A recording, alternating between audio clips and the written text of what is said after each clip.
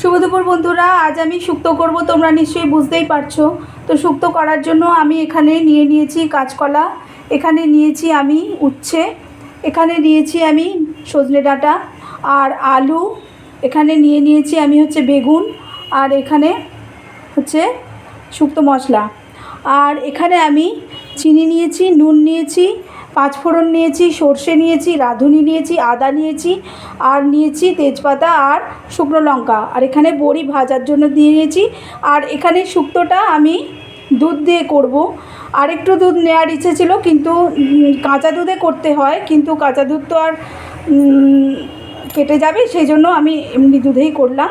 তো এবার কি করে করব তোমরা দেখতে থাকো।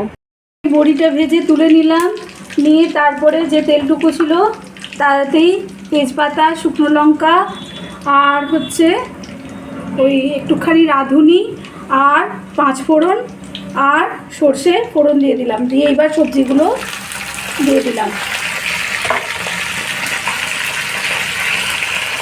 এবার সবজিগুলো ভালো করে ভাজতে হবে। নুন দিয়ে দিলাম। শুক্তোয় কিন্তু কেউ হলুদ দেয় না, তাই হলুদ দিলাম না। শুক্তোয় এই যে আদাগুলো দিয়ে দিলাম, আদাটা দিয়ে দিলাম, দিয়ে এইবার আমি এই যে সর্ষেটা বেটে রেখেছিলাম শুকনো লঙ্কা দিয়ে, সর্ষে বাটাটাও দিয়ে দিলাম। সবজি অলমোস্ট ভাজা হয়ে এসছে।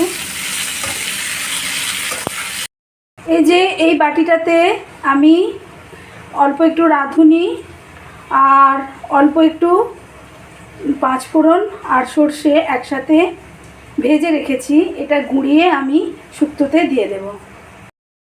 দেখো, এবার আমি একটুখানি আগে জল দিলাম। কেন, তার কারণটা আছে। কারণ আমি যদি সরাসরি দুধটা দিয়ে দিই, যদি কেটে যায়, না, আগে অল্প একটু জল দিয়ে দিলাম, তারপরে আমি দুধটা দিয়ে দিলাম।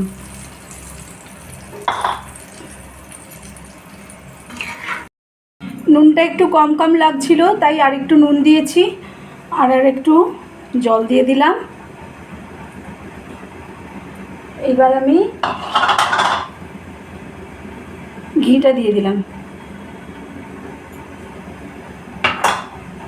আর তার সাথে